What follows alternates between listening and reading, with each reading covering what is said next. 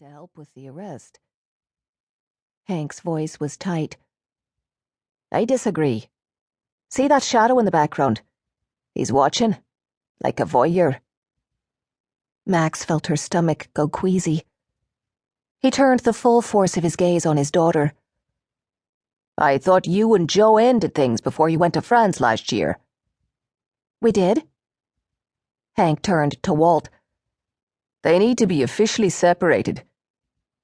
Max leapt up. Hello? I'd like to have a say in this. Walt's voice was kind but firm. Joe will be reassigned.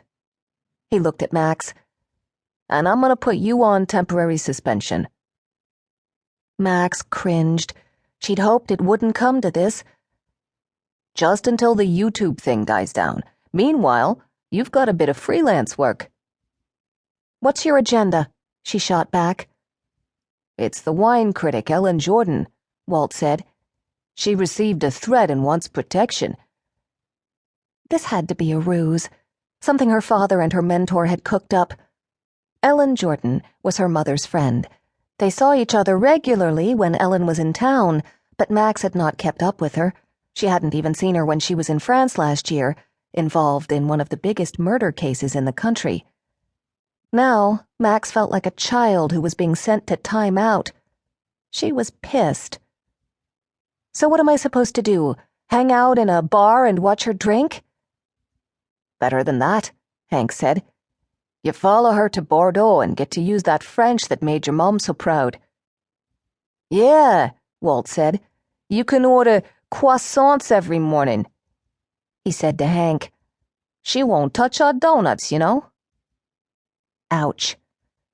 Max's years abroad, before she made the leap to follow in her dad's footsteps, was the source of much teasing from her fellow cops who tried to knock her down a peg. Hank's fame as the NYPD version of Clint Eastwood didn't help. Max had to prove herself over and over to everyone.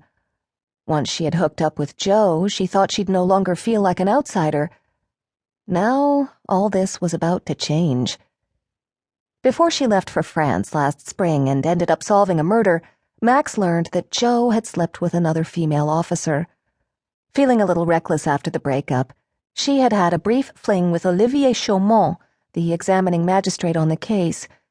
When she returned to New York, she refused to go back to Joe when he tried to reignite their relationship. It had been awkward being partners after that, but neither wanted to complain for fear of being reassigned. There was no way she could explain all this now.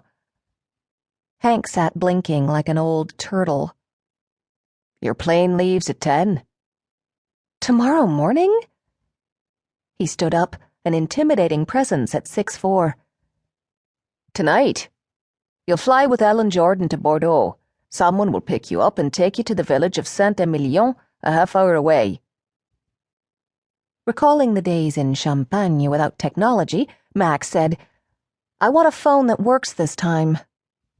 You got it, Walt said. And bodyguards carry guns, right? You're covered, Walt said. I'll talk with our contacts at Interpol. But I don't think you'll need them. She knew what he meant. She was really going as a babysitter, not a bodyguard. Max hopped up and grabbed her short leather jacket off the back of the chair. By the way, Hank said as she headed to the door, your jiu-jitsu moves were impressive. It's that Kill Bill attitude at the end that got you into trouble with the public. She stared hard at her father.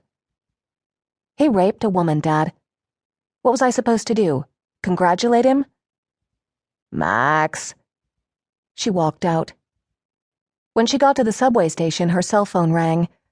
It was Hank. What? Your mom and I will drive you to the airport. I have a ride, thanks. She hung up before he could call her on that lie. Hank had been discreet as he watched her climb from rookie to second-level detective, but now it appeared he was going to start micromanaging again. She jogged down the stairs of the subway station and hopped on the express train to Times Square. She didn't know who to be more furious with, her father or Joe. Until 15 minutes ago, she had believed Joe's excuse that he had shown up too late to help. Now she had a mountain of doubt.